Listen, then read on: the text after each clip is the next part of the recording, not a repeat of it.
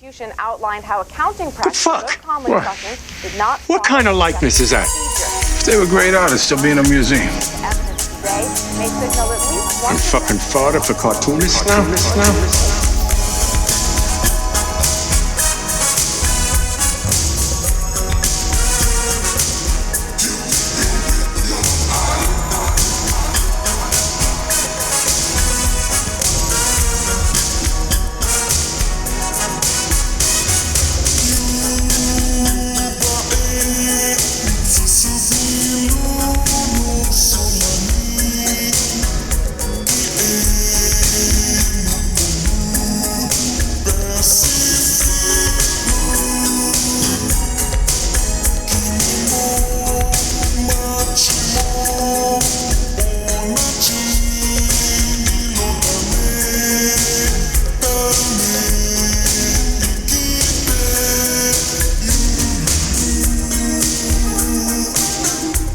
Okay, I think it's just about that time for another episode of Gutter Boys. Gutter Boys is a small press comics podcast about the ins, the outs, the highs, and the very deep, endless lows of making comics. On this episode, episode 71, we're joined with Chicago-based cartoonist Mike Centeno, hot off the heels from the recent Hocking Hills Cartoonist Retreat, the winter edition, as well as his most recent book, Futile, issue number 8. As you listeners already know, we listed it as one of the best books of 2021. I'm sure the next book will be on that year's top 10 list as well. Mike's a great guy, an amazing cartoonist. It's really cool to finally have him on the show. We don't have a whole lot of news to cover. There wasn't really much popping off with comics. There is some residual comics news. I mean, Disney does technically own Marvel. Yeah. But Marvel had recently released a press statement after many people started protesting Disney for their actions concerning Florida's Don't Say Gay bill. If you don't know,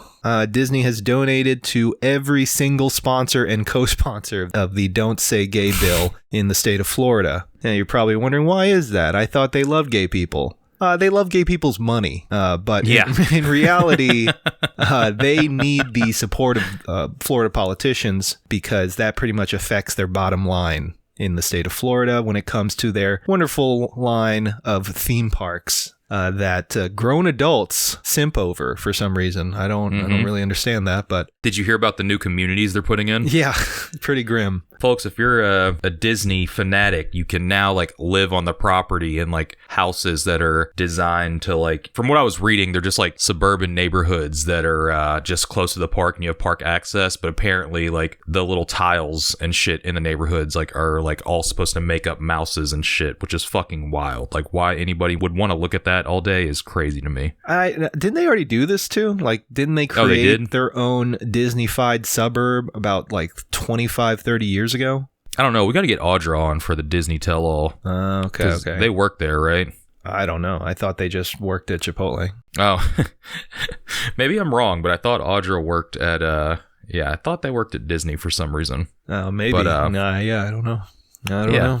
Moving on. But anyway, in the statement, they say, we understand how important this issue is to our LGBTQ employees and many others. For nearly a century, Disney has been a unifying force that brings people together. We are determined that it remains a place where everyone is treated with dignity and respect. The biggest impact we can have in creating a more inclusive world is through the inspiring content we produce, the welcoming culture we create here, and the diverse community organizations we support, including those representing the LGBTQ community. Now, keep in mind, take that statement and keep in mind that they have donated to every single sponsor and co-sponsor of this bill. And not even just within the last 5 or 10 years. This isn't ancient history. They've done it repeatedly for over a decade. And yet they still think that somehow making quote unquote inspiring content is what will actually do LGBTQ people a favor rather than, I don't know, shooting down a horrible bill. Let's definitely, oppress them with our money, which is, the most important thing in the world. But, it's okay because we'll make a Pixar rainbow fairy. Yeah, we'll make that little guy in Beauty and the Beast kind of gay. And that's work. It's fucking so stupid. This is honestly, this is kind of great though, because it really does hammer the point of this whole idea in corporate media of quote unquote representation and how little that fucking means. Like, yeah, they're like really just telling on themselves, showing their cards. 100%. It is fucking meaningless. Mm-hmm. Absolutely meaningless. People like posting on Twitter like, oh, when I saw name any fucking Marvel character in any of the MCU. I'm trying to like, is there like a gay character in Marvel? I think one of the Eternals, maybe. I didn't see the movie. They're space gay? What the fuck does that mean? Wasn't there like a sex scene? A gay sex scene in Eternals, or am I tripping? I have not seen the Eternals, so you're asking the wrong person. Hang on, let me Google okay. how Eternals establishes the MCU's first gay superhero and same-sex couple in a movie. It's okay. life-saving. All right, yeah. So I'm sure there is some tweet out there in the ether, probably more actually, all just saying, oh my god, when I saw these gay Eternal characters, I felt so seen. What are you fucking talking about? What the fuck are you talking about? They literally just supported the most absurdly homophobic bill that's being passed in the last like 20 years. And this is saying a lot after the Republican Party basically gave up on the whole say no to gay marriage shit. Yeah, I mean, I don't even want to say it's crazy because it's not, but it's crazy that they were just like, yeah, we're going to do this, but we're going to empower you through our content. It's like saying the quiet part super loud. This was an official statement? Yes. Oh, shit. It was a press release, yes. Hell yeah. Hell yeah. Yeah. So, all right. Shout out to all the Marvel editors with their pronouns in their bios on Twitter. Mm-hmm. Mm-hmm. Doing the work. Really taking that L for everyone. Can't wait for LGBTQIA plus cover month next year. Fuck. Was that DC or Marvel did that? I think they probably both. Or no, Marvel does Marvel Voices. Marvel does Marvel Voices, but they didn't have that. They had that issue that was sponsored with. Let me look it up because I'm forgetting if it was Lockheed or a different weapons manufacturing company now. Oh, wasn't it like an advertisement or something? No, it was a whole comic. Okay. It was like a co-sponsored, sponsorship integrated book highlighting a weapons manufacturing company in the United States. Yeah. That's awesome. Hell yeah, Marvel. Oh, you know what? It was not Lockheed Martin. It was Northrop Grumman, which is a mega billion-dollar weapons company and is the 5th largest weapons manufacturer in the world.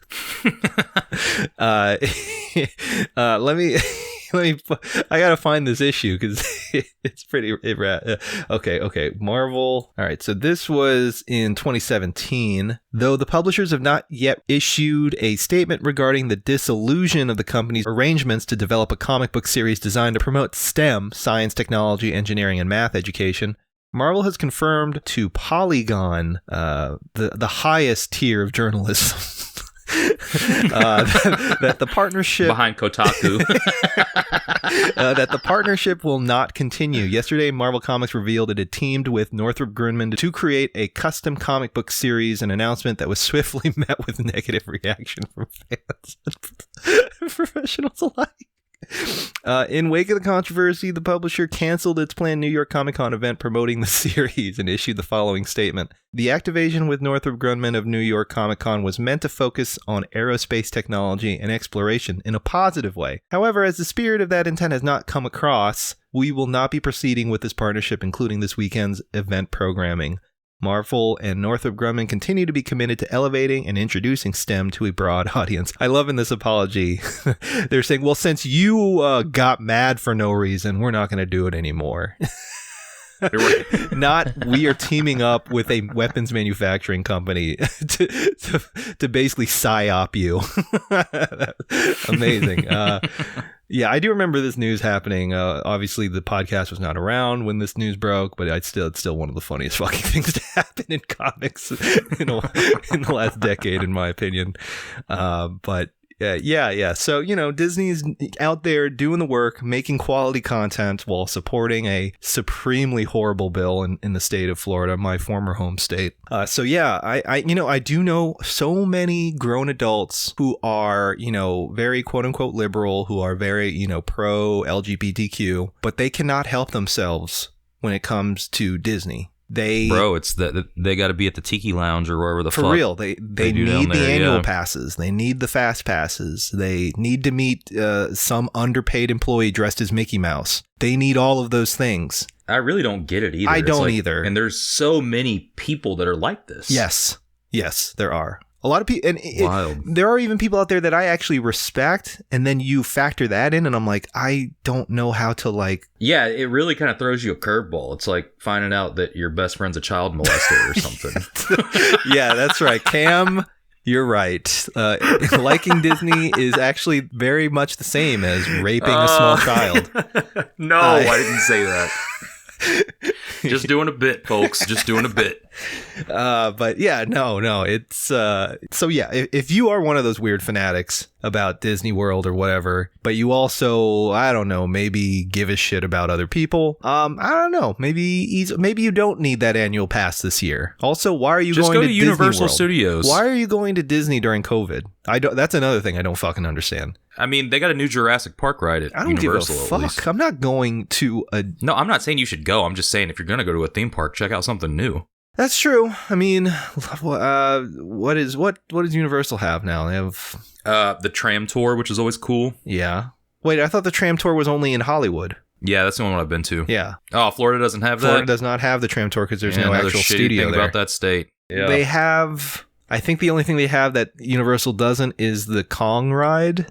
Maybe? Yeah, well, see, when you're on the tram tour, you like drive through these like studio warehouses that are like set up, and like King Kong's, like they've got this animatronic Kong that's like its head is the size of like one of the tram carts, and there's all these flames and shit just going off and all these buildings collapsing. It's pretty sick.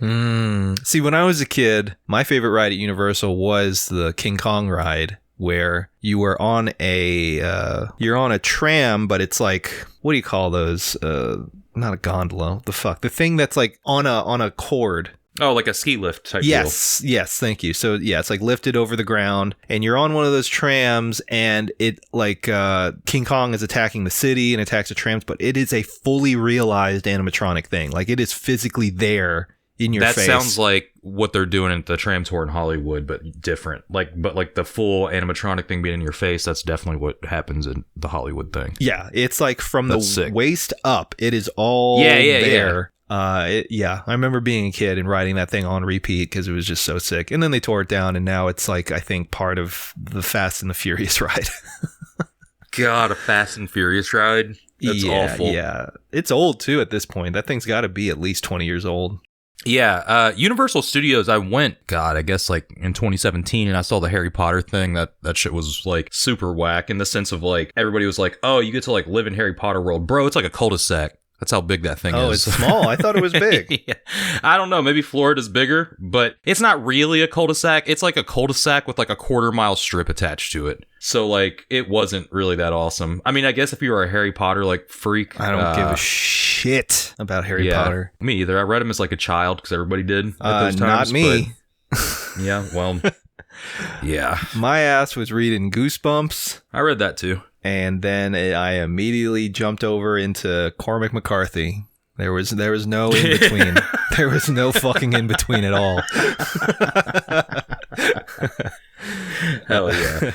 Yeah, no. In fact, I remember, this is probably, I don't know why. Actually, I do know why. But this memory is so deeply ingrained in my brain. I was in middle school, and I had been sixth or seventh grade. So this is right when the Harry Potter books were just coming out, like the first book, or still in print. It hadn't become this like international sensation type of thing. And this girl, I remember, was the first person I'd ever seen with this book. And the reason why this memory sticks is because she was almost across the board. Everyone agreed. Like, I don't know about you, but in middle school, kids don't agree on shit, like, at all. Everybody disagrees with one another. They fucking fight and bitch and moan at one another. Hell yeah. Everyone in the school pretty much agreed that she was the dumbest girl at the school.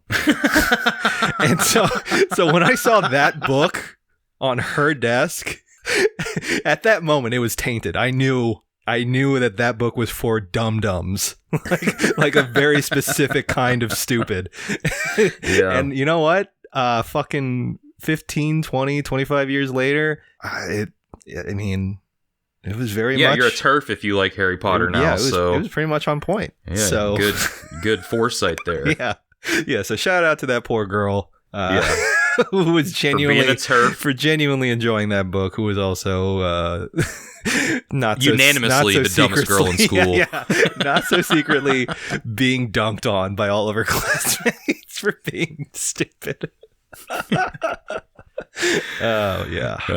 So before we get into shout outs, I gotta do what's called an unplug. Okay, this is me airing some grievances here. If you ordered a copy of Vacation 3 from me and you haven't gotten it yet, they're all in the mail now. By the time you hear this, I'm dropping them off Monday morning. But it took 3 tries for RA Direct to finally get this book right. The first time I used them, it was great. But yeah, so thank you for your patience. Everybody swears by this place. They got some new printers in, and the first printing, they like warped the paper. I don't know if it's because the ink was wet, but like they tried to be like, oh no, something you did that. And I was like, what? Like, how is it that I have, 75 warped books that are all warped the same? So I went round and round with them for a little bit. And then the second time, the colors were just completely oversaturated from where they changed out like their inks or something. And then this time, it's just okay. But I know you all have been waiting for a while. So if anybody's got a cheaper alternative than RA Direct, hit me up because I do like the speed. And they did do well for me in the past, but this just really kind of soured them on me. Too long, didn't read, your books are in the mail. Yeah, we were talking about this off air. I had never had an issue with RA Direct, but I haven't ordered anything from them for probably like 4 years now. So it sounds like maybe their quality is slipping. Yeah, this last printing that I have, and this is just me, but if you look really close at the title letters, you can see a very, very, very slight pixelation on the edges of them. That's not there in the file. It's not there on the first run. So something's up with them. I don't know if they're using different paper. This one feels the same, but I don't know. The insides are fine, but yeah, I went a couple rounds with them in their customer service, and they tried to blame page warping on me, and I was like, okay. Wait, how were they blaming you for the page warping? They tried to say it was something to do with the temperature in my house and shit. They were like, are you not storing it at a cool temperature? And I'm like, are you fucking joking me? I sent them pictures of the stack where everyone had warped pages. They were wavy as shit. Funny. It's your fault. Yeah. So you lost me as a customer. I'd use Greco out of Michigan. They're okay. Maybe I'll go back to them. I don't know if I'm pronouncing this right, but I heard Mixam or Mixam, Mixam, I think, or something like that. I heard they're pretty good. Does Sean Knickerbocker's place that he works at, do they do comic printing? Well, I like being able to make 75 to 300. Oh, and they do only large runs, right? Yeah, okay. I think they do large runs. Okay. So it's I guess, what do they call that? Print on demand when you can do small run, but it's not the print on demand that you'd get from Amazon. Have you asked him what the minimum is? No, I haven't. Okay. No. I'd be interested to know what their minimum is, because usually it's usually 1,000 or right, something like that. Yeah.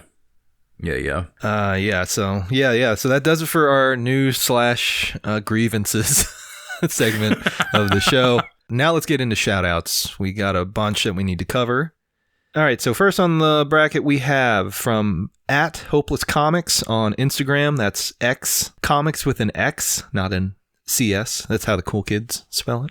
They sent over 2 issues of Nugget, which looks really, really fun. I do like this sort of children's illustration book stuff. That's not meant to be a knockdown. This is it genuinely reminds me of the books I used to read when I was a kid. Yeah, and they've got 2 really great covers. He sent over the first 2 issues. It's a dude named Tony DePasquale. They're from Illinois. Like JB said, they're at Hopeless Comics. They did send a note with this, and it says, "Your guys' podcast rocks cocks. Very fun to listen to while drawing. Hope you guys like these comics." Awesome. So, yeah, thanks for the note and the comics. Second up, we've got friend of the show and collaborator Brian McCrae. Bam sent us over a new naughty zine called Pin Up. Bunch of drawings of X-rated stuff. The cover says adults only, so if you're underage and listening to this podcast, 1, don't. 2, yeah, what are you doing? You can't buy this comic. Yeah. It's a great little zine, though. Really awesome drawings. Yeah. Bam is an awesome artist, so that's no surprise. Yeah. So check out Bam over on Instagram at BAMCCRAY.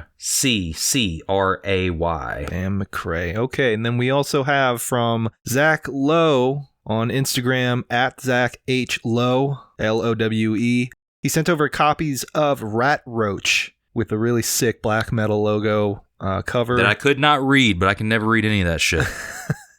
Really cool illustration work in here. Oh, yeah. Very, very much in line with what you're expecting based on this cover. So thank you, Zach. He sent over a note along with that as well. It says, JB, my friend Brian McCray said I should send this to you. It's a comic I just put out. Hope you enjoy. From Zach Lowe. Thanks, Zach. Really, really appreciate that. And of course, another double shout out to Brian for spreading the good word about the Gutter And Boys. Brian, if you give out our addresses again, I'm going to break your kneecaps, bro. Just kidding. I feel like our addresses are so just freely given out at this point. Yeah, for sure. We've definitely gotten stuff from people that have not asked for our addresses, and that's fine. Yeah, so if you get our addresses from someone else and want to send stuff, that's totally cool. I was just having a laugh with my mate Brian. Is that it today? Yeah, that's it, man. Yeah, we can just go straight into the interview now. Yeah, so stick around. After the break, we've got Mike Centeno. We'll be right back. Athenium Comic Art is an original art website for some of the best cartoonists in the business. They currently represent Remy Boydell, Marie Capelle-France, Nicole Gu, Jonathan Hill, Emma Hunsinger, Casey Nowak, Micah Song, and Tilly Walden. Athenium Comic Art gives fans the opportunity to own an original piece of art from their favorite comics and support the artists that they love. In their short time in business, they've already shipped many iconic pages out to hardcore fans across the globe. Don't miss out on your chance to own a one-of-a-kind piece of history. Check out their website, atheniumcomicart.com, and type in Gutter Gang at checkout to receive free shipping on your first order. Again, the website is atheniumcomicart.com, and the code is Gutter Gang. One day, while combing the beach, Ambar and Alana discovered a pair of beautiful medallions. What happened next changed their lives forever. The Santos Sisters will have you laughing from cover to cover as they fight crime, date dumb dudes, and just deal with everyday life as young women in the world. Coming in at a whopping 56 pages. This comic is printed with a 4-color web press on decadent newsprint. All that for just $5? The #1 source for underground comics in Chicago, Quimby's, says this about our comic. A style that's part Archie, part superhero, part snark, but it's all fun. And we think that's just sick. The Santos Sisters is available now in select comic book stores and online at santossisters.com. Hey Gutter Gang, Cam here to tell you about Soggy Landing again, longtime supporter of the podcast. They recently sent us printed copies of the first 3 chapters to review and are currently posting Chapter 4 online with updates on Instagram. And while I personally haven't seen any of Chapter 4 since I don't read webcomics, I can tell you the first 3 chapters are really fun to read and full of weed-smoking wizards and hijinks. They've also been contributors to Rust Belt Review issues 3 and 4 with some soggy side stories, so make sure to check those out too. You can read Soggy Landing over on Study Group Comics and over on Instagram at Ian Densford or at welcome_2_soggy_landing. Soggy Landing, hell yeah, dude.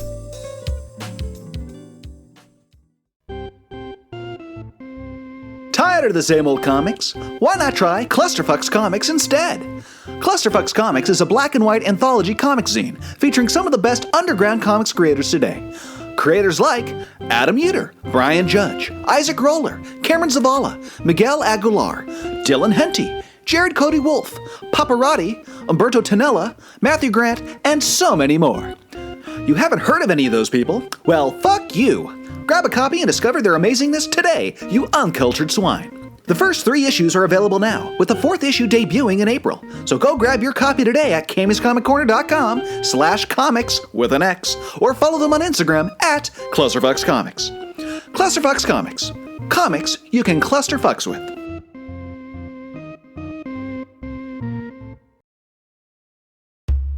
The Last Aviatrix is a post-nuclear adventure comic by independent, Los Angeles-based cartoonist Buster Cagle. The story follows Summer, our last aviatrix, who pilots the sole-surviving airplane, a nuclear-powered B-29. As she travels the ruined world finding ways to survive and help humanity, while dealing with the imminent threat of the Atom-born, a rare breed of atomic wizards that want to see her out of the sky, her mission becomes complicated when she accidentally picks up Henry, an Atom-born child who wields incredible power, and Clementine, a berserker on a quest for vengeance. Can our aviatrix survive this ruined and irradiated wasteland?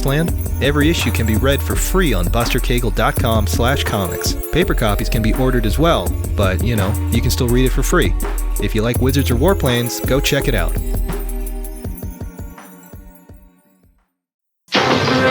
Now, back to our program.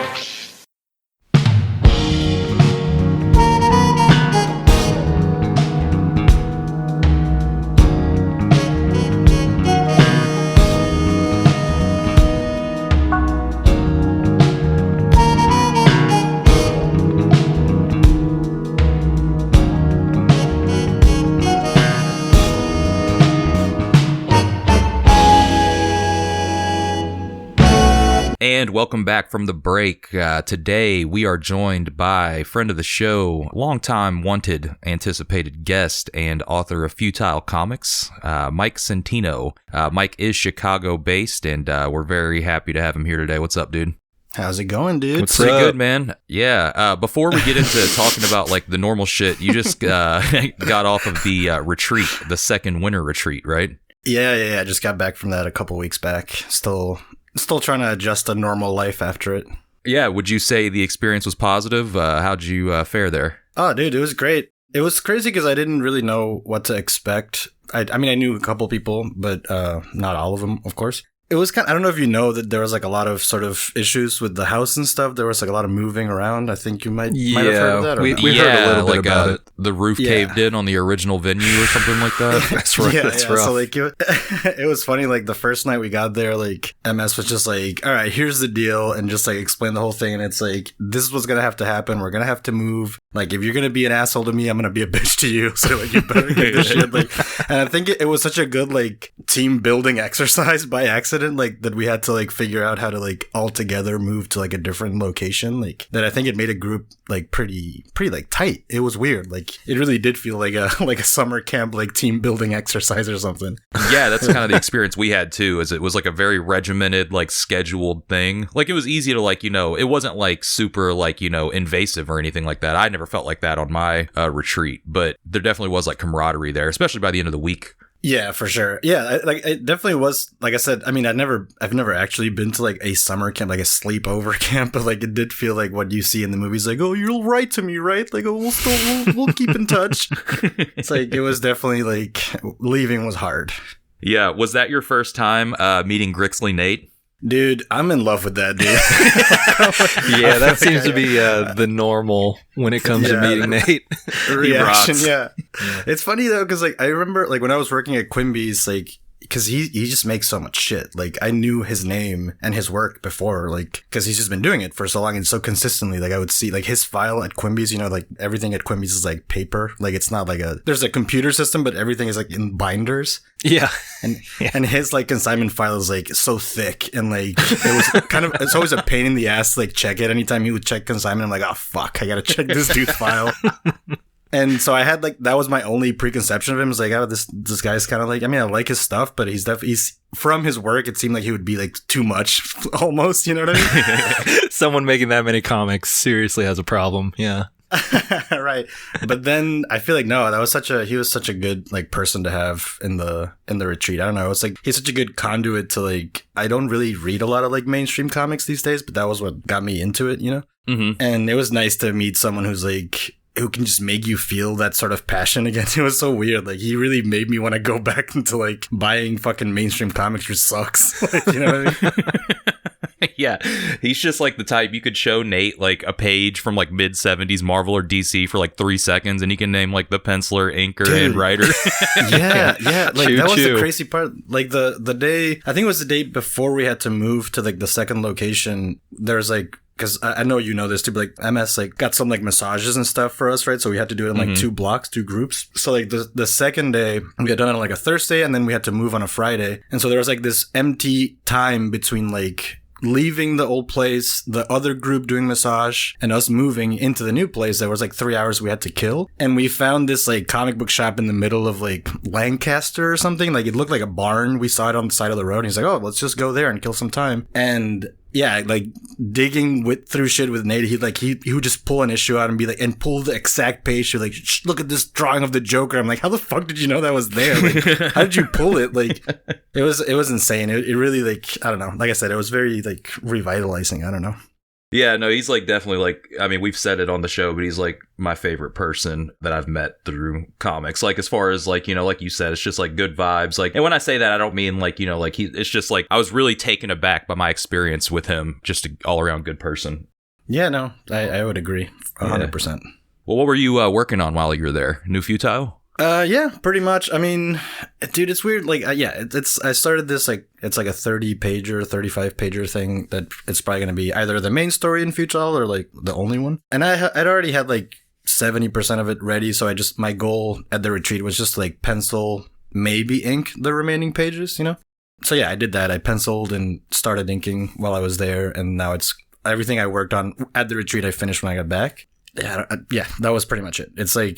It's just like a weird being in the woods, psychedelic mushroom monster issue. And that's like completely different from the last issue, number 8, if I'm not mistaken. Was that the last one that you sent us? Yeah. So like tonally, I haven't seen any of it, but I mean, like, I love that you jump around from genre to genre in the issues that I have. Like, there's no like, you never really know what you're going to get when you open that new issue. Yeah, I mean, which can be a problem with like doing fests and stuff. Like, I feel like everyone was like, oh, this is number 8. I can't buy it because I don't have the previous. I was like, no, you can buy it. Like, I don't, like, it doesn't matter. Like, it's all just random. But I never have a plan going into these. I just like, it's whatever comes out, I guess. Yeah, I stopped numbering. Like, if I put something out called like vacate, like it's numbered on the fine print on the inside, but like it just avoids that whole interaction of, oh, I can't get this. It's like, yeah, but you can. Like, it's standalone, you know. So I just stopped putting the number on the cover and only put it on the inside. Yeah. Not to tell you what to do, but that's made my life a little easier. It's a good idea. I mean, I think for 7, I did put like standalone stories on the cover, like to try to get that to be a thing. But then I forgot to do it for this one, so I'm not the best at planning. Yeah, do you think you saw an uptick of sales from that? Because that's interesting that you like, you know, you actually labeled it on the cover. I'm actually like, I'm out of it now. Like, I think now the only thing, because we did that tabling event at Laughing Ogre after the retreat. Yeah. And I brought like some Futile 8s, and I wanted to bring some of my old stuff, and I realized that I don't have anything left other than like I brought my last issues of 7, and now all I have is the new shit. Like I'm out of everything. Hell yeah, that rocks though. So yeah, 7 definitely sold better than all of them. Yeah, I think 8 was one of, you know, I put it on my year-end list last year. That was just an incredible comic. Thanks. And I think you were working on that before the pandemic, but into the pandemic. Is that right? Like the beginning of it. I know we're still kind of in it, but yeah, right. Whatever that means. Yeah, I started like, it was actually a reading event that there's a friend here in Chicago who, like, you know, like there's a a bookstore. Sorry, that's like my Spanish brain. Like a bookstore called City Lit that this dude I knew would work there was trying to do like a little reading series for comics and stuff. And he asked me to do it. And I started writing that just for the reading. I wrote like, I don't know, like probably 3 or 4 pages. Because the idea he had was like sort of like an open mic for comics reading. So like you didn't have to bring a full thing. You could just bring something and just sort of share it and see how people reacted. So I use that as like I feel like I'm very bad with managing myself. Like I need deadlines outside of myself to do stuff. And so having that like forced me to like start writing the story. And then that was like in February 2020, like right before shit. Like it was actually like the day of the reading was like the day before everything went into like full lockdown here. And so I kept like for the first few months of the early pandemic, I was working on it like, oh, perfect, I have time to do this now. Like I don't have to go to work. I can just sit and do this shit. And then I sort of stalled in the middle of like 2020. I'm like, nothing matters. Like everything sucks. Like there's like a global pandemic. I don't want to keep doing this shit. And it took me a good, like, I don't know, like 5-6 months to like get back into it and finish it. So yeah, it's been like a 2-year it's the thing that's taken me the longest, I think, in all of the Futile series.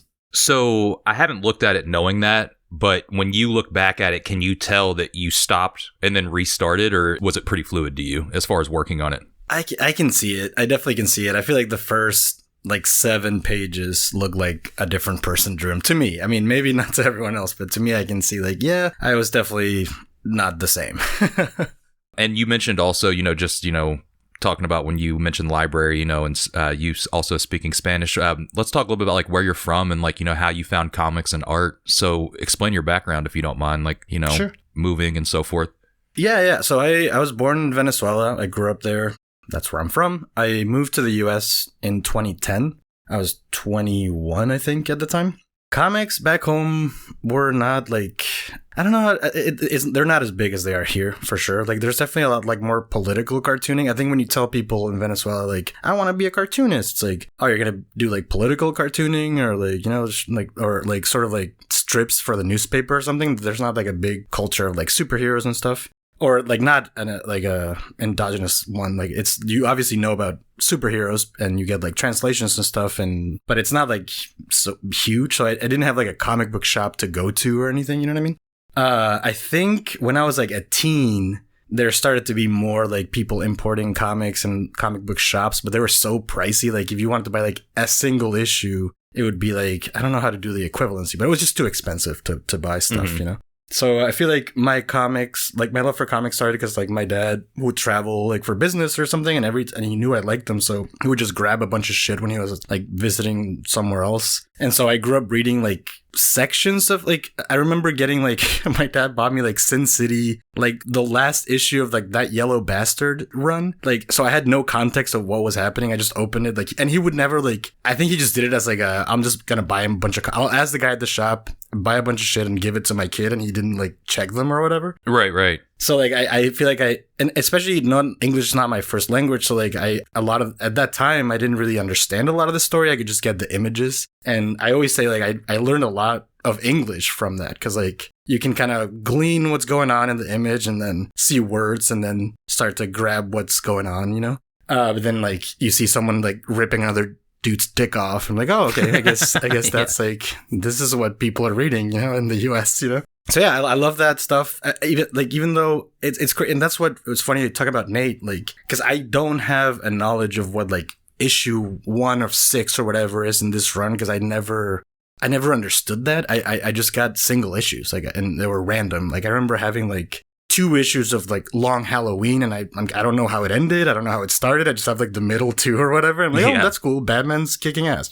And then I think when I was a teenager, Venezuela had this currency control thing, so you couldn't really transfer your money into dollars other than through this government. I mean, if you had if you had a bank account abroad, you could do it, but I didn't. So the way you had to do it was you had to fill out all these forms and go to the bank, and they would give you an amount. You have $800 for the year to spend on online shopping or whatever at the official rate. And I would use that what little or I would use that ability to use those $800 or whatever to buy comics. And I started figuring out oh, there's indie comics and there's non-superhero stuff. I remember reading fucking Jonan Vasquez, Johnny the Homicidal Maniac. I'm ooh, this guy, you can draw this fucking, I don't know, irreverent serial killer shit. And then little by little I started just shying away from the superhero stuff and figuring out that I could just draw whatever the hell I wanted, Yeah, and was this are you a teenager when this is happening? Or are you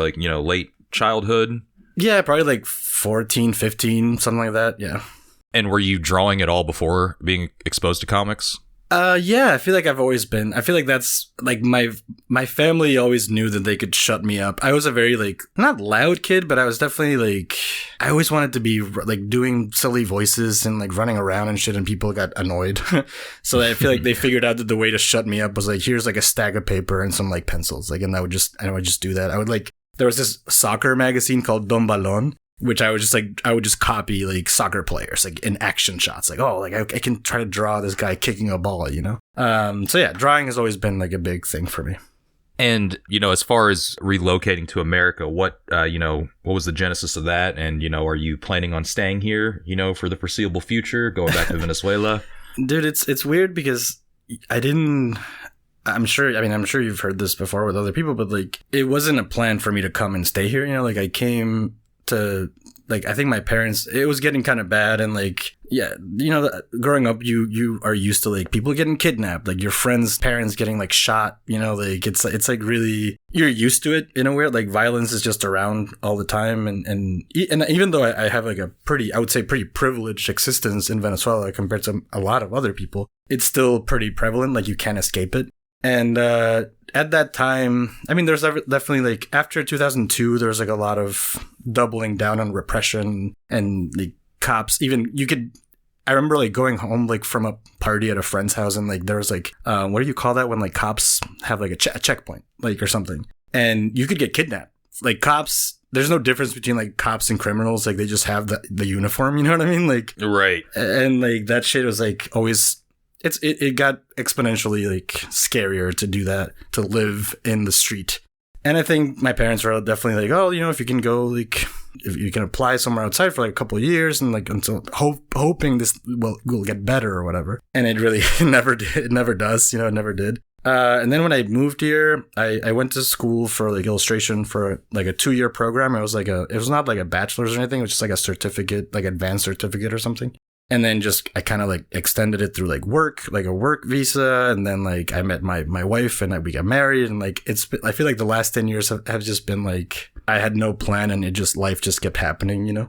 I would love to go back. I actually like, now I finally have a passport. I got my passport this last year. I'm a citizen now. So I'm like, oh, okay, I can like travel freely without the fear of like being stranded somewhere. Like I didn't have a my passport expired, like my Venezuelan passport expired like 2 years ago. And then while you're doing the permanent resident application and stuff, you can't really leave too much. So it's like, I feel like I've been not trapped, but I need to leave the US for a little bit, at least. Yeah. I need to like reassess because I do think I didn't expect a lot of cultural shock because I grew up watching a lot of movies and consuming a lot of like American pop culture, but it's very different living here than just seeing it from the outside.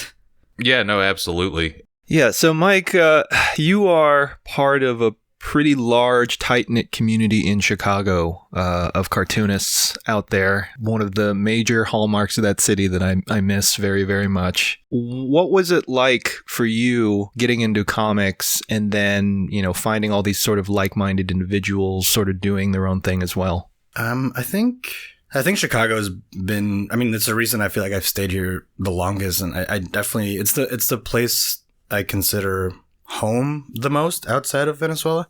And I think it's because of that community. I feel like, I went to school in Boston, and Boston sucks. Whoa. Let's say you have no idea and leave it at that, okay? Or like, obviously. No, we'll stick with that. That's fine. It was just such a weird, like, I feel like there's no continuum of like, community. Like I feel like everyone just goes to Boston to go to school. Like there's so many schools and everyone's just like going there, and it just feels like a weird college like ghetto kind of. Like it's just like students and everyone just leaves and picks up and there's nothing remains. And I started making comics while I was there. I definitely, even though I loved comics, that wasn't never my plan. I just like wanted to be an illustrator. I like drawing. And in Boston, I found out like, oh, you can like make your zines and print them out. And like, I was a tutor at, cause I had to find I found the best job I could find as a international student. You can't work off campus legally. I mean, you can do it like under the table and stuff, but I found a job at the school that paid like fairly well, I guess, for like tutoring, like academic tutoring. So I did that for the whole time I was there. And I had like access to all the like the printers of the school. I had like a sort of like quote unquote like teacher's code for all the like printers and shit. So I'm like, oh, I can fucking print a bunch of zines, you know, and like, and MICE happened in Boston. So like, and it was like right by the school I went to. So like, I just applied to MICE and I did that. And it was like, I was so excited. Like, oh, I printed like these 2 little zines and no one bought them. I sold like 3 things, but like, it gave me enough juice to like keep doing it. And then I don't know. It's a lot of like, there's those first 3 years were really tough because I was just like trying to figure out ways to stay here and work. And then I got together with like my now wife, and then she's from Illinois. And when we got married, she's like, well, let's just move to like Chicago. Like my family's close. And like, we just like, it was the easiest. Like we just moved to her parents' house for like a little bit and figured out like a plan. And yeah, when I moved here and found this like there were so many people doing this, and we went to like, there was a Chai PRC, which doesn't exist anymore, but it was like a Chicago Publishers Resource Center, was one of the first places I came to do, it was like a zine club or something. And I was like, oh shit, like I could just come here and use this space and talk to people and like make comics, and like it just sort of snowballed from there. Like I don't know. It's so good to have people around you that are doing the same thing, and we're all kind of failing at it or succeeding at it, but it's nice to have them around, you know? Yeah, and I think that's like one place that, like JB was saying, that, you know, he misses. I'd never actually lived in Chicago, but from an outsider perspective, you know, it was always something to be envious of. It never felt gatekeepery or anything to me, you know, like, because everybody was always so kind to me, but like, I always longed to have like a comics community that close to me. So I think there's something really special there. No, I do agree that it's not gatekeeper. I mean, I'm sure there's definitely like cliques and there's like different like subgenres and groups of people and stuff. But like, I feel like when you go to an event or you go to like a Zine Not Dead or like a cake party or whatever, everyone's just so excited to like have such a big group of people that are, they're in the same place. Like, even though they're coming from it from a different angle, everyone has their own sort of like approach to it. It's like, it's a rarity, I think, in my life at least. I mean, it's very special. Yeah, I agree with all that, because it does seem like despite everybody's making their own work, and it looks like from an art standpoint, you know, even from a writing standpoint, everybody's kind of got their own lane, but everybody seems to know each other. And like, you know, it doesn't seem like there's a lot of bullshit. I'm sure there is living there. I'm sure there's a lot of drama behind the scenes or whatever. Maybe there's not, but it never comes off that way. I think, I mean, I'm sure there is.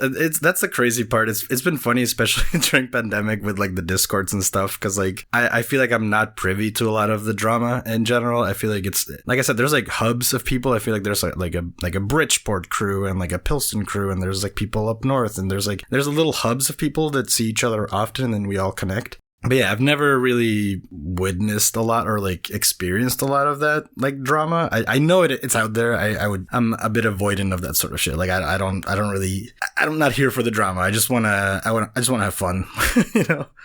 Yeah. So because there's so many like different shows in the city, do you plan on going back to doing that? Have you done any recently during COVID? You know, it's I miss Cake so fucking much. Like Cake was probably like my first real like after doing, I did Mice and did like Boston Comic-Con, and they were really hit and miss experience. Cake was like the first time I was like, oh shit, this is like my local show and it rules. It's been hard for me, dude, because like I don't know, I when the pandemic hit, like I'm in remission from cancer. I had like a tumor between my lungs, so like I got really scared when it was like, oh, there's just like a pulmonary disease. I don't want to. It wasn't even about being sick. It was more about like, I know how expensive it is to be hospitalized, and I don't want to do that. You know what I mean? Like, so I was really scared for the first like year, and I'm still a little, I don't know, even though I know I had like my checkup with like my oncologist, and she was like, dude, you're fine. Like you're like a young person, or like you're not really at that much risk. So, but it's still been hard to like even going to like music shows or stuff. It's still kind of hard for me. But with Fest, like I missed them so much, and I haven't really had, other than like tabling at that Laughing Ogre thing, haven't really done it. But I am, you know, I'm thinking about it. Like CXC just like announced this thing, and I'm like, so I'm at that point where like I'll apply to it and see what happens, you know, like right, because I do miss the part of the retreat. Going back to talking about the retreat, like that's the thing I miss the most. Is like going to the show and meeting people and talking shop and like seeing what everyone's doing. Like that shit's so important to me. I think it's hard to make things in a vacuum. I know people can do it. I know some people are really like have this vast inner world and they can just sit at the desk and do it. But I need that sort of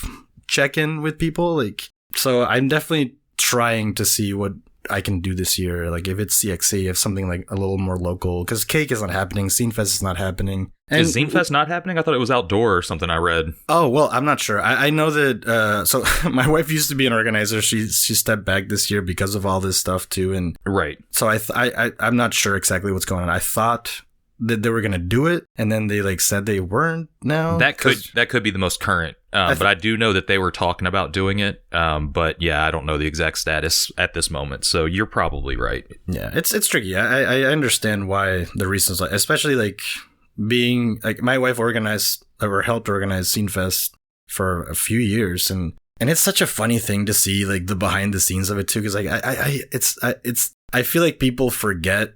I understand there's a lot of hate with like SPX and stuff, and I get all that. Like I all the Amazon shit, I understand it, but like when you start tagging like smaller fests for like, oh, they're not doing this right, it's like, these are volunteers, man. Like these people are not getting paid to do this. You know what I mean? Like, Right. there's not like a profit model, and like, but I think the bigger a fest gets, the more people that don't get in or like don't see them, like it's like everyone becomes a critic and it starts to eat itself. I think that's I had a friend, Daniel Jimenez. He's like a Colombian, I mean, he's an artist, but he's mostly like an organizer. He worked for like the Entre Viñetas, is like a Colombian fest in Medellin and Bogota, and like we would talk about this shit all the time because like it becomes this thing where the people start seeing fests.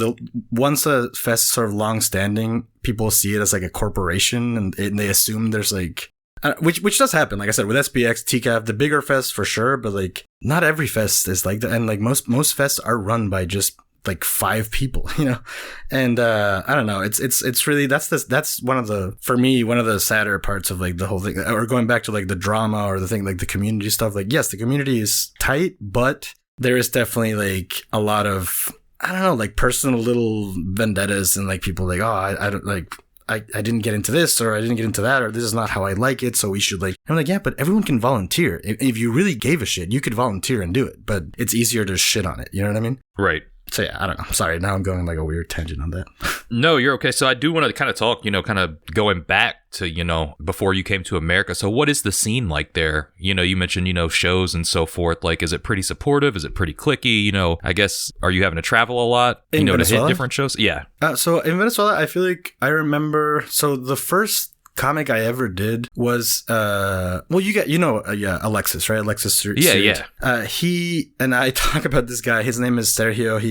He when I was like 15, he came up to me and he was like, hey, like I'm making this like an anthology. I want to like make this thing where like we publish like people's work. You get like 3 pages and stuff, not paid at all. We're gonna like consign it at like newsstands and shit. Like it was very like, but I was so excited. I'm like, yeah, I'll do a comic. It was like the dumbest shit I've ever made. Like I'm embarrassed to see it, but it was so exciting to be like, oh, we can make a comic, right? In those couple of years, there were like Comic-Con, quote unquote, like they were doing like, yeah, like little local Comic-Cons and stuff, but it was very much like a small version of like a big Comic-Con where like it's not all comics, it's like Harry Potter and fucking Transformers freaks and like, so that I don't remember a lot of different shows. Like I feel like a lot of states had their own little Comic-Con, but it wasn't as big as they are here. Like there's not at least when I was there. Like I'm sure now it's different, but like when I was there was only like a handful of people that were like trying to implement those models back home.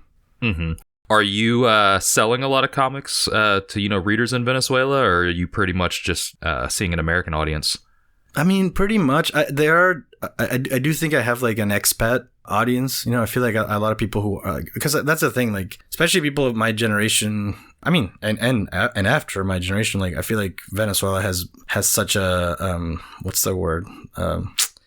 I mean, just a lot of migration, like because everyone in the last 10 years have just like fled. And I like I said, I admit I'm pretty lucky and privileged that I was able to like come to school and then just figure ways to stay, and now you're seeing like when I was a kid, there was no migration like there is now. Like you would never hear of like a Venezuelan crossing like the Rio Grande, you know what I mean? Like, and now that shit happens every day, like because that's just where we're at, So I don't know what the perception of my work is like in Venezuela. I know like all this stuff I've done for like the Nib. I've done a couple of pieces for the Nib that are like very much Venezuela centric. Those have gotten a little bit of attention, but in general, like just because of the way things work, like there's not a lot of online orders from Venezuela because it's just hard to send shit and to buy stuff from there, So right. I do think I have like people from like Uruguay or Colombia or stuff like buying stuff, but and to be fair, and not to be fair, to be honest, that's what that Futile 8 especially was like.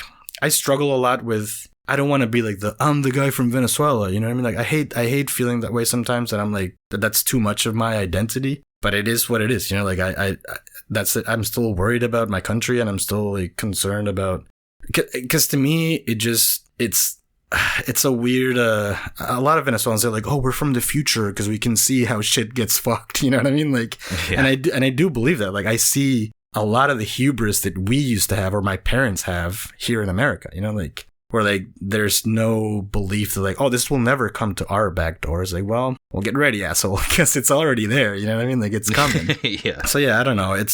I try to, that's why I love Alexis's work, because I think he does such a cool, like, if you look at like all his Night Hunter stuff, the Space Riders, like there's so many like Venezuelan Easter eggs. Like he draws so many like landmarks and places and like burger brands like in the backgrounds and stuff. It's because, you know, his shit is so like filled to the gills with detail. Yeah. And I respect that a lot, that he doesn't do it in like a like, oh, woe is me, Venezuela is fucked. It's like, no, I'm just gonna do a cyberpunk version of it, and like that's how he approaches it. I have such a like a mad respect for that dude, like that's how he sublimates that, you know.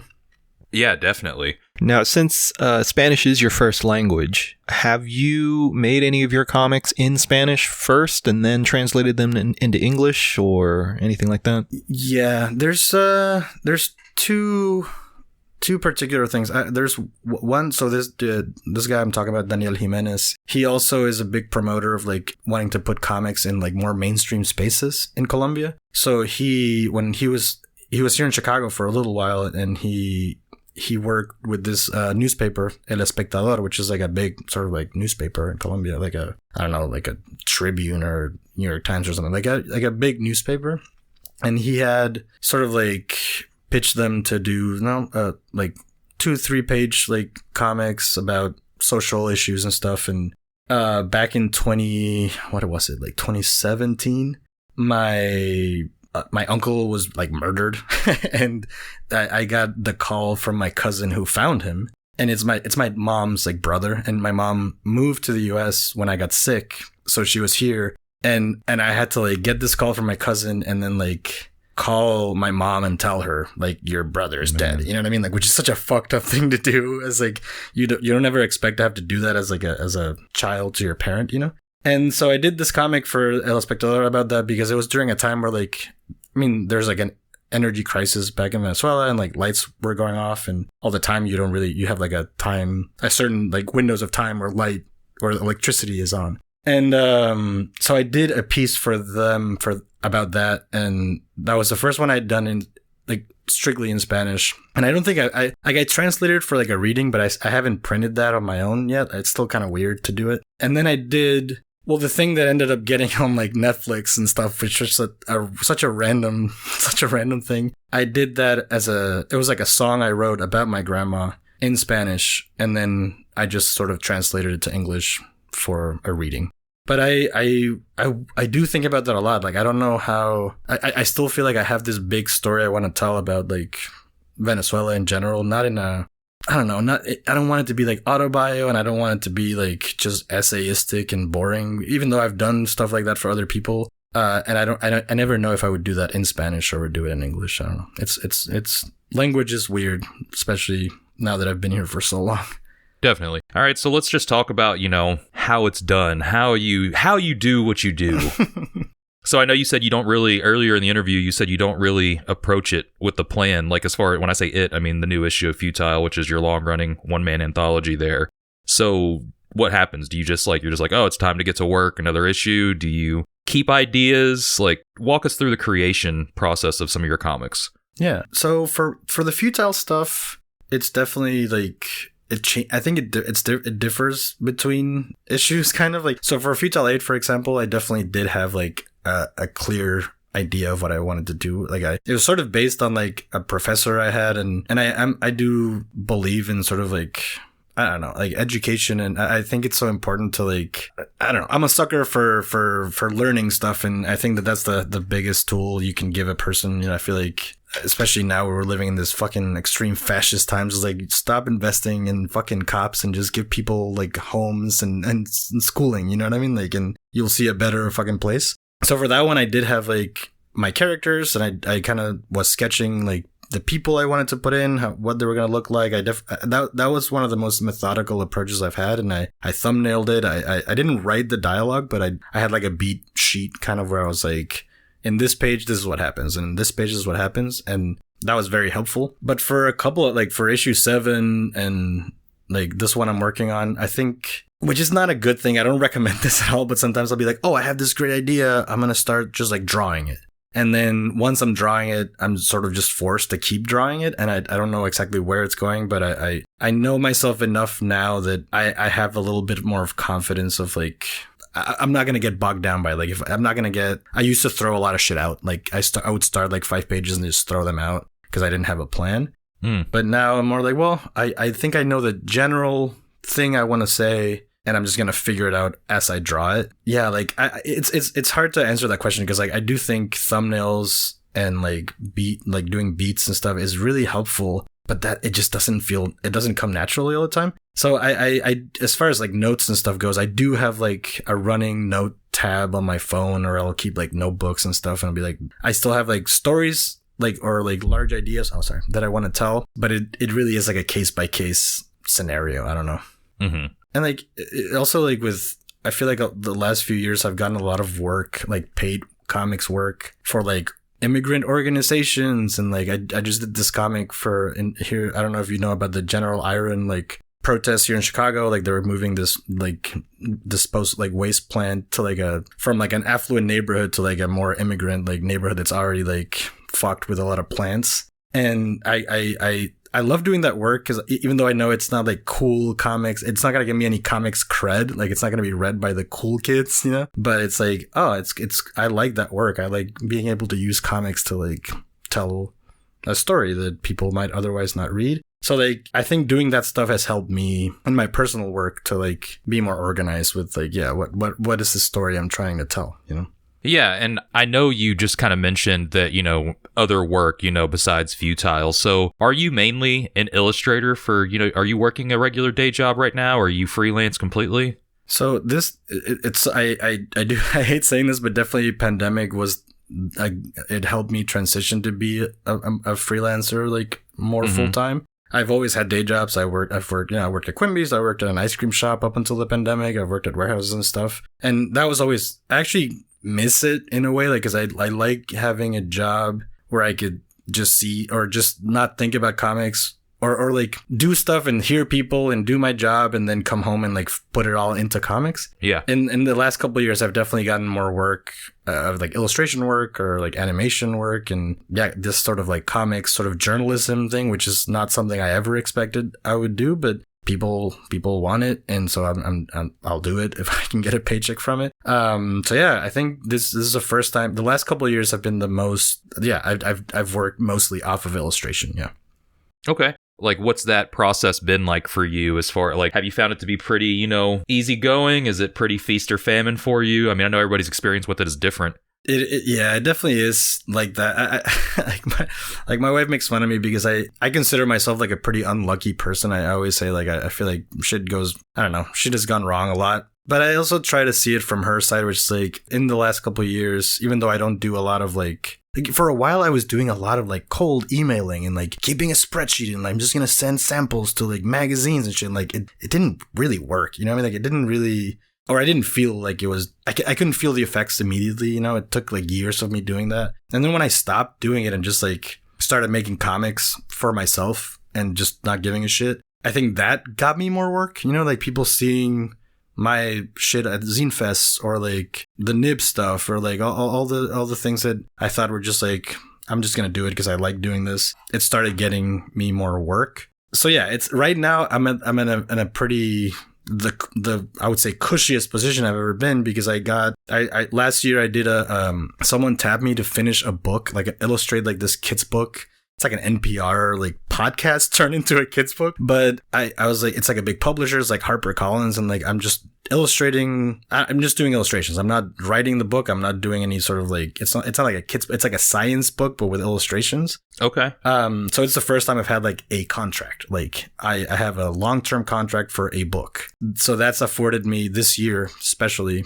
like the chance to like work on my stuff. But it's also weird because I'm not getting paid on the regular. Like I got like an advance, and then I this summer I'm gonna have to be working super hard on this book, and then I'll get paid a second part at the end. So like I know I'm gonna have a paycheck, but it's not a steady paycheck. So it still doesn't feel like I'm getting paid. You know. Yeah. But yeah, I think that's just part of the freelance situation. There's, I don't know. I've never experienced like a constant sort of like it always comes down to the wire. Like there's always something always shows up when I need it, but it's, I don't know. What I'm trying to say with that is like, I feel like all the work is kind of paying off. Like I think it sounds corny as shit to say it, but like the best advice anyone ever told me was like, stop trying to do the things you think people want. Like even Johnny Sampson told me this once, like, just do you. And like, and again, that sounds very privileged. Like, but at the time when he told me that, I was still working day jobs. He was like, just do the thing you like to do and do it like with care, and hopefully someone will notice, you know what I mean? Like, and if they don't, well, fuck it. But like, and so far that's all I've been able, like, that's my whole approach to it, is like, I'm just going to keep doing what I want to do. And if someone wants to give me money, then I'll fucking take it, you know?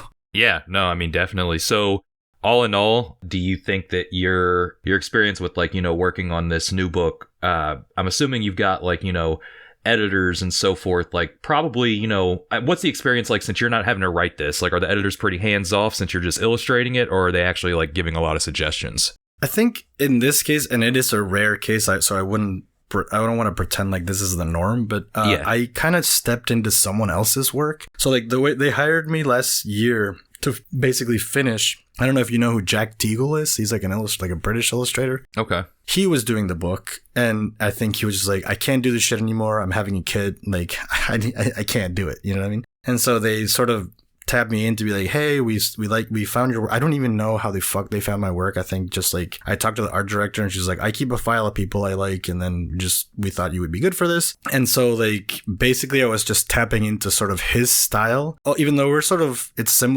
similar to me, so it wasn't too hard. Mm-hmm. So it was kind of hands off. Yeah. I feel like because I had the book and I had a template to work off of, I think it was easy to do, or they were just happy for me to just kind of bring my sense of humor, but also just kind of mimic their style. And so after he left, it's like, well, do you want to just keep doing the next book? I'm like, yeah, fuck it, dude. Like, I'll take this paycheck. I don't care. So I don't know if that's like a traditional experience. And to be fair, I couldn't even tell you, because I finished that first book and they hired me for this next one, and the next one hasn't really started. So like, all I have is my experience from like jumping in the middle. Now I'll be doing it like on my own. So I don't know. I'm still waiting to see what that's going to look like when it's just me, you know? Right. Okay. Hell yeah. But yeah, I have very little complaints so far. Right on. Yeah, so we, as usual, have questions from our listeners. If you would like to participate and ask a question for one of our guests, you can always DM us or email us at gutterboyspodcast@gmail.com. We usually post up on Instagram a quick survey that you can respond to and submit your questions that way. Yeah, and you can find us on Instagram at gutterboyspod. Okay, first question is from Instagram user Oops All Centipedes. They ask, why is he such a dweeb? Heart emoji. I don't have an answer for that. Do you know that person? yeah, I know them. That's Shay. Oh, okay. Yeah. Oh, okay. Well, that makes more sense. Yeah. They're just trying to mess with me, I guess. All right. Second question came from former guest and previous Chicago resident Josh Pettinger. I used to see you in the window working at Pretty Cool Ice Cream. Did you ever see me? Dude, you know what? That's so fucking British funny. creep. That is so funny. Josh, fuck, man, like, I don't understand him. You know what I mean? Like, even after all this, like, because I met him at a drink and draw. Like, so Alex Nall used to host these drink and draws here in Chicago. And I remember he brought Josh once, and like, he was such like, I love his work. He was like, I knew him, like, or his stuff. And I thought he hated me. I thought like we were hanging out at the drink and draw, and he was just like so quiet and like, will throw these looks at you. I'm like, oh, did I say something wrong? Like, did I piss this guy off or something? And then I would like, when I was working at the ice cream shop, like, he would come with like his partner and his dog, and like, he would never come in. He would just like, she would come in to order. And like, I could see Josh, like, I was like, oh, I want to say hi. But like, he's just standing like the sicko drawing at the window. Fuck this guy, fucking cunt. And like, oh, okay, cool. Like, I don't know, man. Did I do something to upset this dude? But now I just kind of know that that's who, I mean, through the Discord and all this, I definitely like figured out that's just who Josh is, I guess. Yeah. But I still love his shit. Goiter rules. I definitely saw him outside, and I wish he went in to have a chat or something. I still have a deep feeling that he does not like me. He's just a little freak. That's all. No, I think, I'm sure he doesn't. I don't think he would have asked anything if he dislikes you. Sure. Yeah. I'll love to Josh. He's great, man. Yeah, for sure. Goiter 7 coming out soon, everybody. Go get that. I got my order in. Everybody put your pre-orders. Okay, Instagram user CK Connolly Draws asked, how important are comic grids to you? Fuck, that's a good question. I mean, in what way though? I feel like I think that's up to you to interpret. Yeah, I guess. I love when I started doing comics. I definitely liked just doing like non-panel stuff and like doing more like, I don't know, weird like abstract layouts and stuff. But I think the more I do it, I find like doing the grids is like busy work that I can do before actually doing the comic, if that makes sense. Mm-hmm. If I'm feeling like I'm stuck and I can't do shit, then I'll be like, okay, cool. I'm just going to do like this grid just in pencil and just like do a bunch, like do like a bunch of pages. So then when I want to draw, I'll have them ready to go. And I do them in pencil because I'm not committing to like a specific like 3x3 or whatever. Or like I just divide it into like a 3x3, but then I do the halves and then I have everything if I need to just trace it and have a grid ready. I think it helps me. Yeah, like it's busy work. And then once I want to jump in, it's a structure I can just sort of like play with. And then when I ink it, I can choose how to panel stuff. But having the grid is very helpful for me because I do think I'm not I'm not diagnosed anything, but I do have a lot of issues focusing and like working. I think I have a big problem. Like I either go like hyper focus and like work for like 10 hours on a thing, or I'll spend like 10 hours just looking at a page and not doing jack shit or getting distracted by a bunch of shit. So doing the grids it's become sort of like this thing to do when I don't feel like I can do it, you know? Yeah, for sure. So are you like a grid purist, do you think, like Santoro? No. Yo, dude, that's so funny, the Santoro thing. Like, cause one of my first comics I did for like, do you remember what it's like Tumblr days? Like Santoro had like the comics workshop or whatever. Yeah. And he would do those like grid contests or whatever, or like, you know what I mean? Like he was like, you can only use like a 3x3 and this, like, these are the dimensions and you submit them and then I'll post the winners or whatever. You know, fuck. And I remember doing that, and I made this comic, which I've never reprinted it, even though I kind of liked it. And it was such a good exercise for real, but I'm not as extreme as he is with all like this stuff. I don't really think there's like the only way to do it is that like it helps me. It helps have the structure, but I think I learned from him from that little contest thing is like, okay, it's helpful it's for sure helpful if you're someone who struggles with like I said, coming up with ideas or like layouts and stuff. If you have this like grid ready, it's easier to just play with it. I don't know. Right. It's like comfort in like order. I don't know. No, definitely. I agree with that. So next question actually wasn't written in, and I'm surprised. So I'm going to go ahead and ask it anyways because he's really fucking up by not submitting this. But Nate Garcia, what'd you have for breakfast? Oh, what happened? Oh, shit, dude. Nate, I had a hoagie for breakfast. Oh, hell yeah. So it was like a brunch, or was this like a 7 a.m. Dude, hoagie? I suck at breakfast. I feel like that's one of my biggest problems in life. I feel like I wake up and I'm not hungry, and then I'll just like start doing shit, and then it'll be like 3 o'clock. I'm like, oh shit, I'm hungry. I haven't eaten anything. So I'll just eat a huge meal. You know? Yeah. So like today it was the same. Like I just woke up, I started doing shit. I had to take like the dog to the vet. And after I dropped him off at like 2 o'clock, I'm like, oh, look, a hoagie. I can have one. But yeah, that's, I try to be better with breakfast and like buy yogurt and shit, but it's so, I'm not a breakfast guy. That's just not who I am. Yeah. But all respect to Nate. Breakfast is working for him. Don't respect him. He's slipping, man. He didn't send in the question. Yeah, it's like his one job every 2 weeks. Fuck you, Nate. Fuck you. Exactly. Fuck you and your muscle horse you rode in on. So, are you a coffee guy? Do you have coffee in the morning at least? Oh, I do have coffee. I shit so much, dude. My shits are bad. It's like bad because it's like no water. There no we go. Food, Yeah. Just coffee. You know. Mm-hmm. It's a you know, like one of the like in 2020, like Kara Cash got me into reading One Piece. You know. Yeah. And like so I read all of One Piece in like 2020. I just through the public library got all that shit and read the whole thing. Okay. And one of my favorite, I don't remember what volume it is in, but like, you know, he always has like a little excerpt at the beginning, like a little, I don't know what to call it, just like a thing he says. And he had like a little drawn timetable for his day. And it was like morning, diarrhea, like 3 hours work, like diarrhea in the afternoon. And I'm like, yeah, this sounds like me, dude. That's like, I'm happy to feel like Oda has my same problems. You know what I mean? Representation matters. Yeah, relatable characters, finally. It made me feel like, oh, cool. I'm not fucked up. I mean, I'm sure I am fucked up inside, but it made me feel good that Sensei Oda like could also shit so much. Are we talking just like straight up soup coming out of your ass, or Oh, what? come on, it's not even the soup. It's more about like it's painful, man. It's like, Oh, that's not good. Have you ever not that bad, but like, have you ever been in the toilet and been like, oh god, this sucks. Like I just want to like stop this. You know what I mean? But No, actually, no. I think I'm just dehydrated most of the time. I think that's the biggest drink issue. more water, I need bro. to drink more water.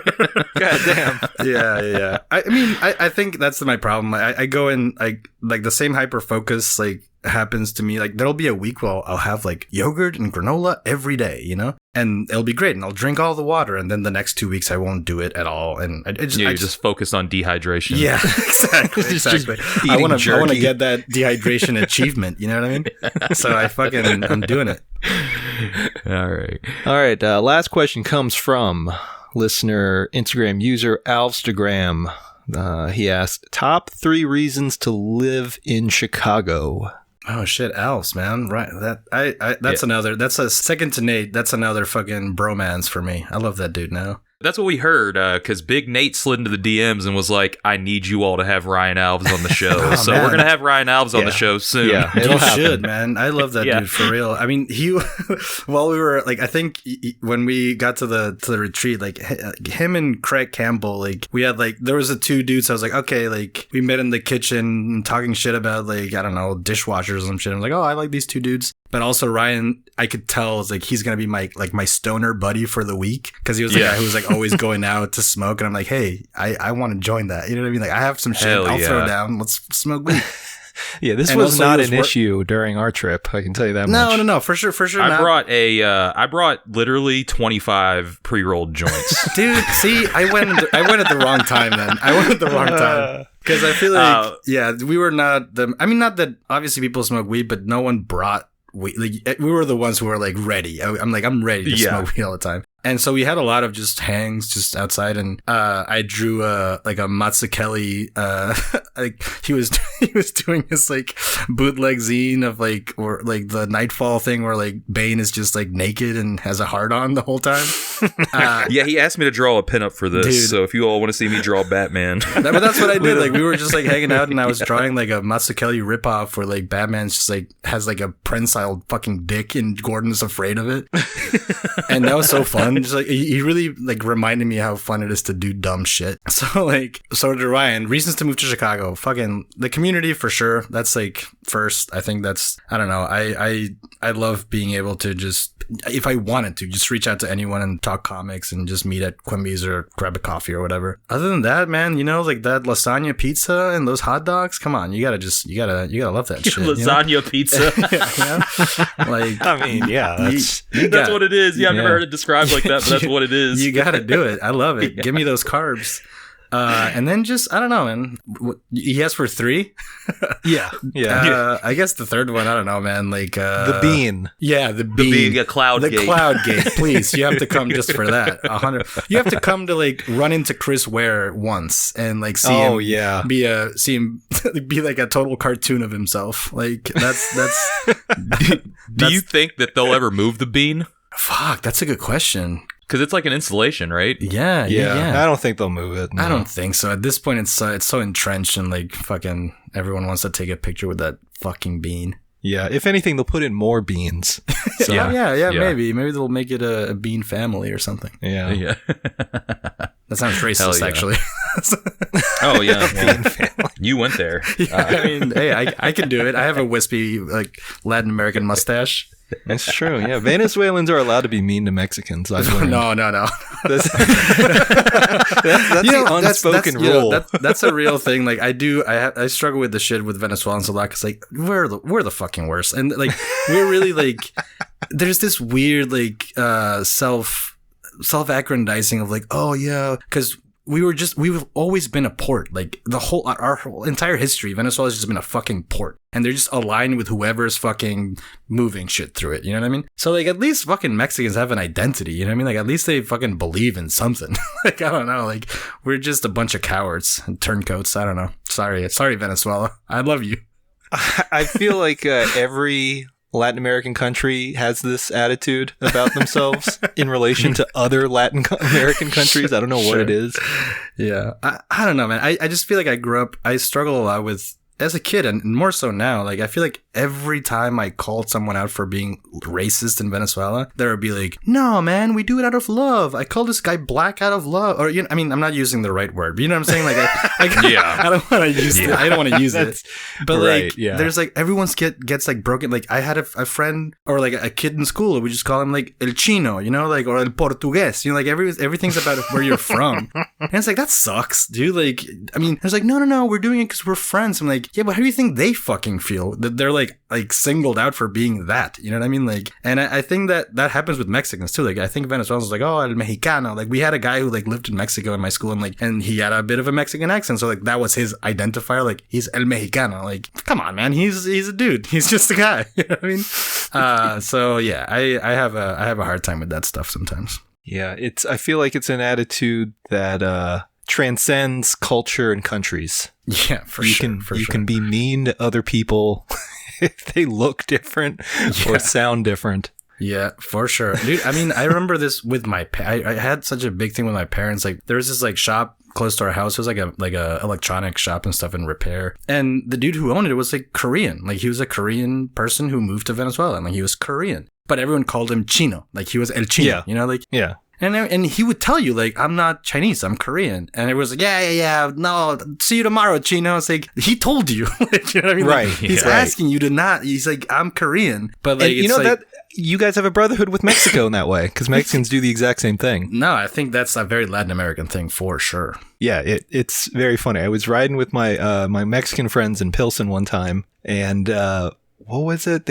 We passed some sort of like Asian restaurant or something, and I think one of them was just like saying that it was like Vietnamese or Thai, something like that. And I was like, no, that's, you know, it's actually, you know, XYZ this country. And they're like, oh, whatever, it's the same country. You know, just like, it's like, motherfucker, if someone came up to you and said that you're Cuban or Puerto Rican, you would lose your fucking mind. I've seen it happen. Yeah, I've seen it happen. That's my argument. That's my argument to them, is like, would you be happy if someone, like, because it's true, like, if someone was like, oh, you're from, like, what, Honduras? I'm like, no, motherfucker, I'm from Venezuela. You would be pissed. So why don't you get that they would be pissed too? You know what I mean? Like, well, it's different. It's different. And you know, and I don't know if this is like a Latin American thing, but at least in Venezuela, like, there's like an expression for it where you say, when someone if someone confronts you about that, like, no, they're actually Korean, there's like a go-to phrase people say is like, oh, para mí son todos chinos. Like, they're all Chinese to me. You know what I mean? It's like, that sucks. Like, they're all Mexicans to me. Yeah, exactly, dude. Exactly. Like, it's,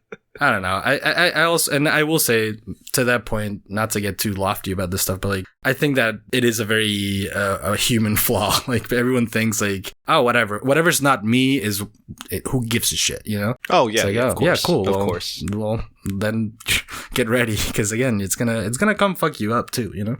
Yeah. Well, you know, I feel like a lot of white Americans are very insulated from that. Oh yeah. You know, like if you ever show them like a large studio released movie and you show them like the cut for the Chinese market, and they're like, well, that's racism because they took out the black characters. Like, well, no. Yeah. You know, like it's a little more nuanced than that, and you know, it's like these cultures handle things differently because it's just it's outside the norm of like what their everyday lived experience is, just like yours. Yeah. No, and again, I know that we're supposed to be wrapping this up, but I do think like the thing I felt the most living in the US, not that this isn't a flaw other places, but like there's such an insularity to like, because America's so big and so like hegemonic in the culture, like even the best meaning like left radicals, you know what I mean? Like are still equally as imperialistic as the people they criticize. You know what I mean? Like my biggest gripe with American like leftists and like shit is that like, even when you're saying like, oh, it's all America's fault, like this is this and that, it's like you're still taking agency away from people that are not it's like America's running the world. That's what people think. Like, not to say that America hasn't meddled in fucking. I mean, they try to. To their credit, they try to. For 100%. I would never say no to that. But like, to honestly believe that everything that happens outside of the U.S. is like America's like doing, what do you think that makes us feel outside of it? That like, oh, we're just idiots and we're just puppets, right? Like, we have no agency. Like, everything that's happened to us is because you did it. Like, and that's such a hard thing to like explain. It's like a weird way of internalizing the Monroe Doctrine. It's this idea, it's a very interesting reading or interpretation of that. Right. Yeah. And again, it's like, I want to talk about that stuff in like my work. I just never found a way to do it. Like, it's hard. Like, it's hard. Talking about stuff like that is difficult, especially in a comic. Right. Yeah, exactly. And like, it's like you're criticizing colonialism while still assuming that we're all just like subservient to the American whims. You know what I mean? Like, go fucking read a book. Like, go. Like, I hate when people tell me shit like, oh, like, I remember when like Bolsonaro in Brazil was like, oh yeah, I was listening to like Tim Heidecker's podcast and Bolsonaro sucks and blah, blah, blah, and this and that. I'm like, yeah, sure. But like, can you tell me any other president of Brazil? You know what I mean? Like, can you name like who Brazil is neighboring with? It's like, no, we're just repeating. I think there's a very convenient consumption in America of like, you just consume information and you repeat it. I think about like the Big Lebowski, like one of my favorite things of that movie is like, he's always learning words throughout and using them, like someone will say like a hard word and he'll use it later. And that's what that to me epitomizes America. It's like, you don't fully understand what you're saying, but you just want to say it, And it's very frustrating sometimes when, especially now that we're in fucking World War III. It's like, okay, you want to be an expert in Ukraine? Like, can you tell me what happened in the last 20 years in Ukraine? Like, because I don't know if you know. Like, you just want to be like, yeah, America sucks and it's all our fault. I was like, okay, cool. Then that's all you have to say. Sorry. Right. The Ukrainian history is very fucking complicated. Yeah, I mean, everyone's... Like, world history is complicated, but like you can consume it in a tweet. You know what I mean? Like, you can't read like an infographic. And I read 6 slides, so now I know exactly what's happening. It's like, no, you didn't. Like, go do some fucking work or shut the fuck up. You know what I mean? Like, it's frustrating. It happened like when Venezuela was going through like shit. It was like, everyone's SOS Venezuela. Here's the thing. Oh, I'm so concerned. And then 2 weeks later, they don't give a shit. They don't really give a shit. I don't know. Sorry. No, I mean, that's very valid. It's what's the new hashtag? What am I supposed to care about? What are the optics of that? Yeah, which is not to say you shouldn't care, but like, if it's about, like I said, convenience. Like, it's convenient caring and like, it's the Amazon version of things. It's like, I'm gonna I'm gonna do it. America has mastered the convenience element of social justice. Like, I don't want to sit with my discomfort that like there's contradictions and like that you can be both like agree with both sides. And like, I'm not advocating for like full on centrism or whatever, but like, just look at yourself. You know what I mean? Like, don't assume that because you took the right side, it's like the Marvel shit. It's like, oh, there's good guys and bad guys, and that's it. Like, I'm like, no, man. Like, it's not that way. Like, it's a lot more complex than you want it to be, and so it's easier for you to just see that like, oh, I read my 6 slides, so now I know who's right and who's wrong. It's like, but the regime is like Thanos. Exactly. I mean, I know. I think it was JB who posted some shit like that. It's like, oh, like Ukraine is like fucking Palpatine. It's like, fuck off. Like, fuck off, just man. Complete brain rot. It's totally fucking amazing. It's just disgusting. Anyway. All right. Well, Mike, where can people find you on social media? Keep up with your work, get your work, etc. Sure. So, Mike Centeno is .com. That's my website. My Instagram. I don't tweet. I'm not on Twitter, but there is a Twitter account with that name. Yeah, if you want to buy Futile 8 on my website and my store, Radiator Comics also distributes it. If you're in Chicago, you can go to Quimby's and a few other places. And yeah, I think that's pretty much it. Look out for the next issue coming out soon, hopefully. And if you haven't gotten number 8, definitely get it. Incredible comic. The rest of them are great too, but number 8, man, I think that was the best. They're okay. So also, to be fair, that's the one I have right now. So buy that one, please. Yeah, you've really set the bar for yourself with that one. Oh, just fuck, man, don't say that. Yeah. Hopefully, I can do it again.